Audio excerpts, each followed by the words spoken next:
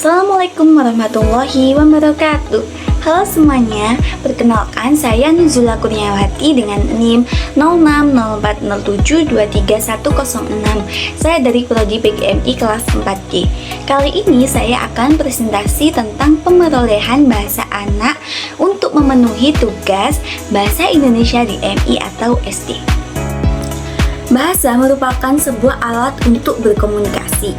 Bahkan sejak di dalam kandungan, pemerolehan bahasa atau language acquisition atau akuisisi menurut Maksan tahun 1993 adalah suatu proses penguasaan bahasa yang dilakukan oleh seseorang secara tidak sadar, implisit, dan informal.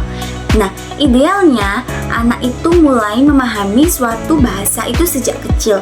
Nah, bahasa pertama yang dikenal dan selanjutnya dikuasai oleh seorang anak itu disebut bahasa ibu atau native language. Selanjutnya ada proses pemerolehan bahasa anak. Nah, proses pemerolehan itu dibedakan menjadi dua, yaitu proses pemerolehan bahasa pertama dan proses pemerolehan bahasa kedua. Untuk proses pemerolehan bahasa pertama itu terjadi jika seorang anak itu belum pernah belajar tentang bahasa apapun, lalu dia memperoleh bahasa. Sedangkan pemerolehan bahasa kedua itu terjadi jika seorang itu memperoleh bahasa setelah dia menguasai bahasa pertama atau merupakan proses seseorang mengembangkan keterampilan penggunaan bahasa kedua atau bahasa asing.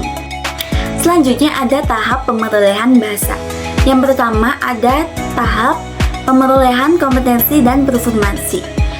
Dalam pemerolehan bahasa pertama, anak mengambil dua hal abstrak dari teori linguistik, yaitu kompetensi dan performansi.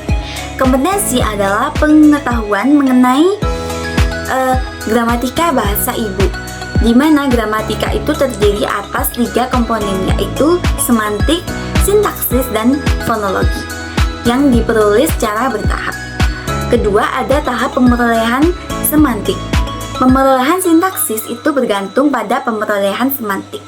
Bagian pertama yang diperoleh oleh anak bukanlah struktur sintaksis, melainkan makna, yaitu semantik. Nah, sebelum mampu mengucapkan kata sama sekali, anak-anak akan rajin mengumpulkan informasi tentang lingkungannya. Ketiga, ada tahap pemerolehan sintaksis. Konstruksi sintaksis pertama pada anak dapat diamati saat anak usia 18 bulan. Pembentukan satu atau dua kata yang terucap pada anak merupakan susunan untuk mengungkapkan sesuatu. Anak mampu memproduksi bahasa sasaran untuk mewakili apa yang dia maksud. Keempat, ada tahap pemerolehan fonologi. Secara fonologi, anak yang baru lahir memiliki perbedaan organ bahasa yang amat mencolok dibandingkan orang dewasa dan berkembang melalui bunyi-bunyi dasar. Selanjutnya ada mekanisme pemerolehan bahasa dalam perkembangan anak. Jadi, anak antara usia 0 sampai 1,5 tahun itu dalam pengelolaan suatu yang diperoleh dengan panca indera menerapkan pola-pola aksi. Maksudnya, hal ini itu dilakukan dengan cara beraksi terhadap alam sekitar. Pola-pola inilah yang kemudian diolah menjadi struktur akal. Nah, struktur ini kemudian mulai membangun ruang benda kekal. Dengan kata lain, kekekalan lazim. Nah, dengan demikian, suatu yang pernah anak amati dan sentuh, meski hilang dari pandangan, bukan berarti itu hilang dari kehidupan. Nah, setelah struktur aksi itu berkembang, anak-anak memasuki tahap representasi, kecerdasan yang berlangsung pada usia 2 hingga 7 tahun.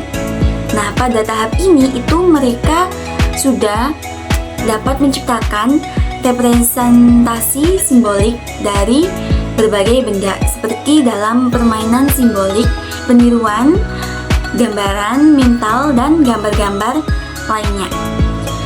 Selanjutnya, setelah tahap representasi kecerdasan tadi, penggunaan simbolik anak-anak itu mulai berkembang dan bahasa mereka mulai terbangun dengan penyerapan nilai-nilai sosial.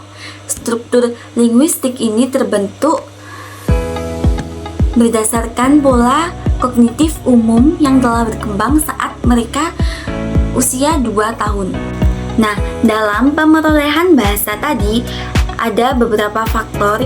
Yang pertama yaitu faktor usia, kedua faktor bahasa pertama, dan yang ketiga faktor lingkungan. Nah, pertama ada faktor usia, itu anak lebih mudah memperoleh bahasa baru, terutama dalam pelafalan. Sementara orang dewasa itu lebih cepat memahami morfologi dan sintaksis.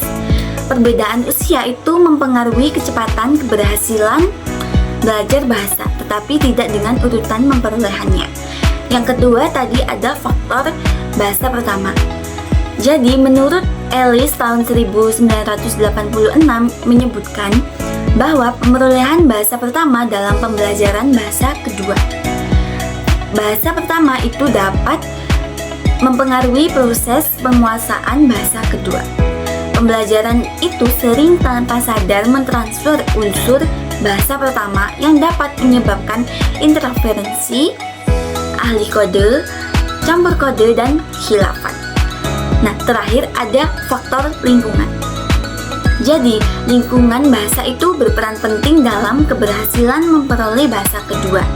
Lingkungan ini mencakup interaksi sehari-hari, media, dan proses belajar di kelas. Menurut Baraja tahun 1994 ada 6 faktor utama dalam pembelajaran bahasa. Pertama ada tujuan, kedua pembelajaran, ketiga pengajaran, keempat bahan, kelima metode, dan yang terakhir atau yang keenam adalah lingkungan.